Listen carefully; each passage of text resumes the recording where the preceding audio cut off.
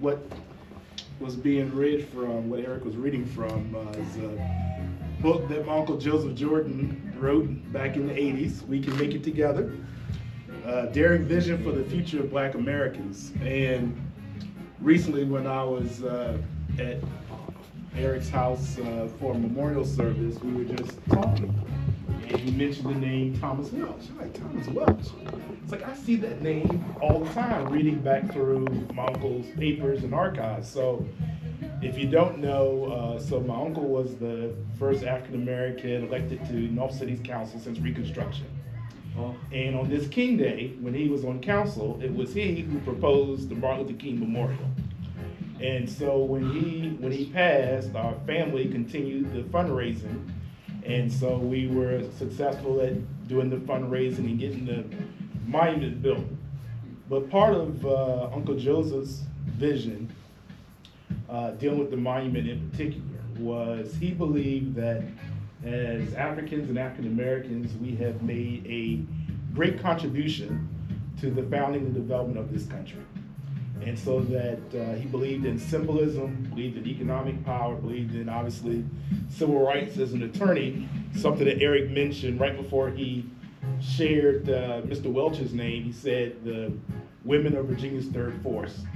The Women of Virginia's Third Force was a political movement that Uncle Joseph helped start with Evelyn Butts.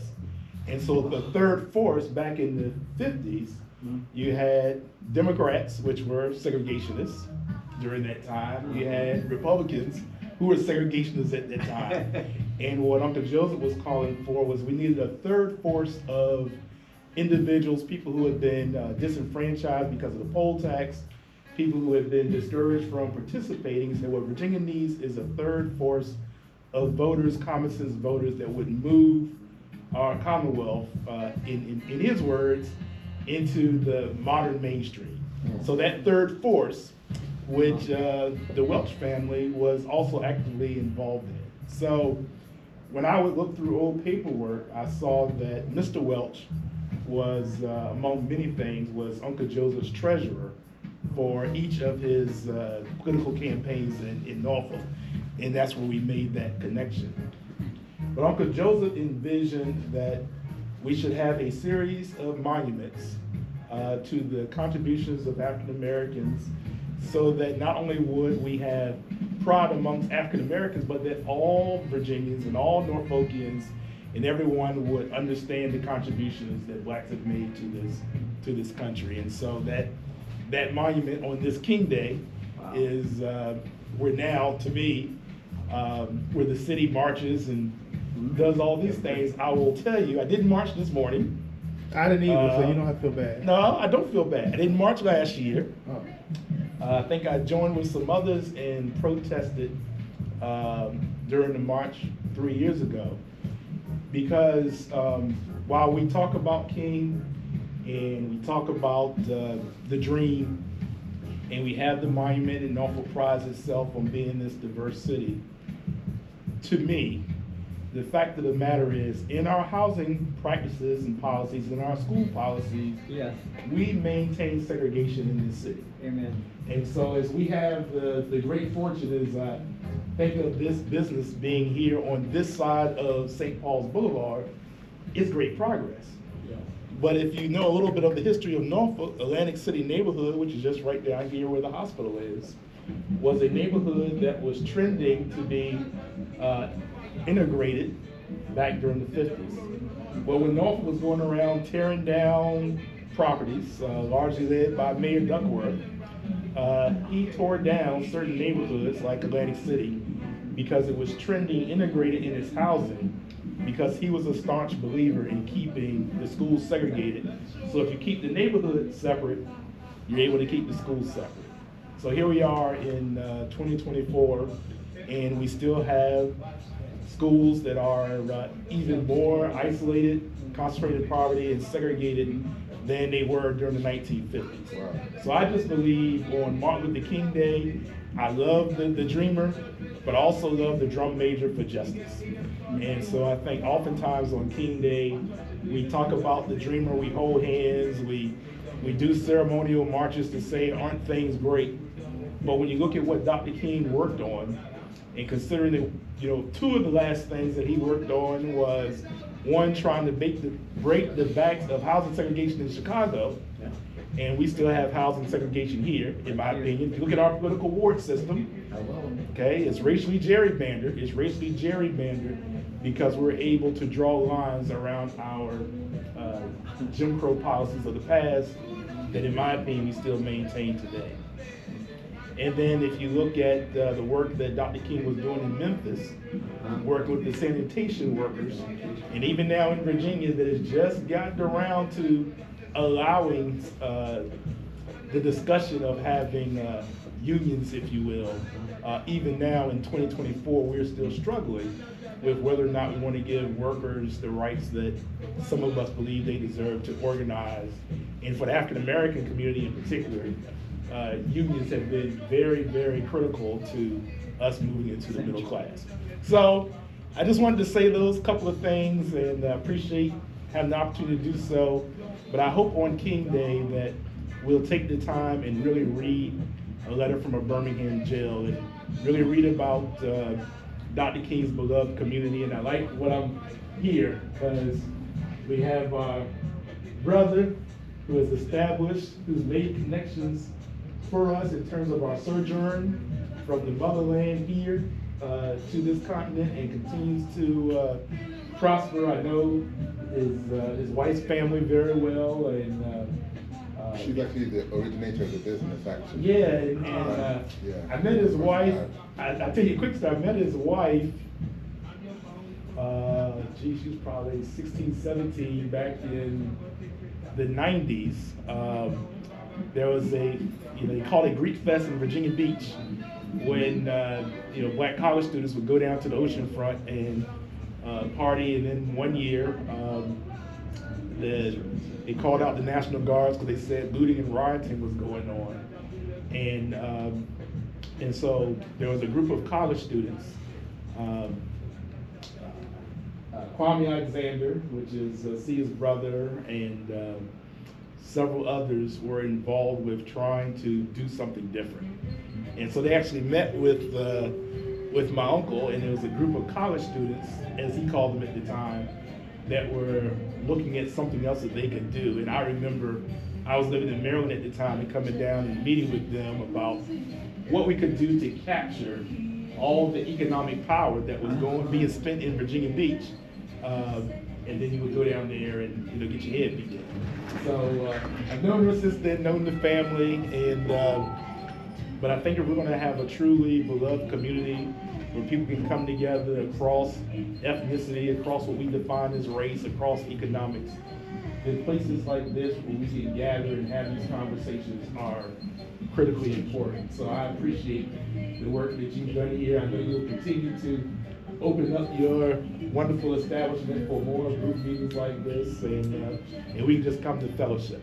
Yes. Because what Dr. King believed is when we fellowship with one another and we talk to one another, we find out we have far more things in common than the things that separate us. And the things that do separate us, the way to bring people together is by having genuine relationships with individuals in places like this. So I appreciate that. Wasn't expecting that, but anytime. And I appreciate Eric, pushing the envelope and doing the things that he's doing. So if we're gonna walk this trail, and everybody's Eric's big on his walking trail. What about me? I was thanking you for your work, but I'll say, but if you walk this trail, what's the trail called again? Elizabeth River Trail. Yes. Says you walk that Elizabeth River Trail. I remember having some conversations with some of the folks because it starts at Norfolk State and then you come around, but really once you go down and cross over kind of like St. Paul's Boulevard, most of the trail is on the side of Norfolk where my parents couldn't live, where they had, if you go and pull up some of the deeds in the houses around here in Larchmont and other areas, they had restrictions for blacks and Jews. And so these practices and policies, unless we uproot them, They won't change by themselves. We have to be intentional. Can I about say doing that. something? Because it's funny because when we did the walk from Norfolk State to the pagoda, all black. Mhm. But once I left to pagoda, Mhm. it was pulling teeth Mhm. to get people to come past that pagoda. They were scared. Really? They were intimidated Why? because they didn't feel like they belonged over So there. it's his work, and I think that is, if I have a disappointment, that's my disappointment, that in 2024, we're still there. I can remember my father saying to me, when he was younger, there's a curfew on Granby Street, so he had to be off Granby Street by 6 o'clock. If you were black, you couldn't even come to Granby Street. And so, when you think about segregation and you think about the barriers and the walls that Dr. King and others in the civil rights movement were trying to break down, the old saying was boy, know your place. Wow.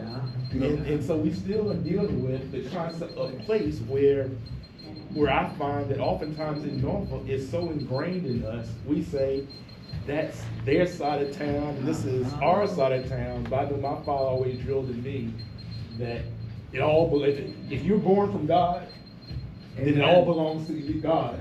And if God has made you a steward, then it all belongs to you. Any place is your place. Sorry to interrupt. No, you're fine. Not being from here, I find some of the discrepancies in society so glaring. And for me, it's horrifying how normal some of these things seem. Like I was here a few months ago and they were having a discussion, and it was over dinner, and they were talking about something I found incredible. They call it sundown cities. Yeah, sundown towns. Sundown towns. Mm-hmm. And I thought I was in a vampire movie. I was in some kind of narrative from Dracula. And this was 2023, just last year. And why I'm not trying to look back, I'm actually trying to look forward from the point of view of, I started going to church recently again, and I go to a church it's called the First New Calvary Baptist Church, just down the road. And this Sunday, yesterday, the preacher talked about Dr. King's last book, Where Do We Go From Here? Where do we go from here? That's right. And it was remarkable how everything takes its natural course and you land where you're supposed to. Being from Nigeria, West Africa, I knew very little about Dr. King and his legacy. As a matter of fact, looking as an outsider in, I had no idea of the level of injustice that was, I would witness. I thought America was just, because the loudest voices I heard from America was the black voice, the music, the entertainment, the culture, the style. As a matter of fact, if not for the civil rights movement of the 60s in America, Africa continentally would still be grappling with colonialism. That's right.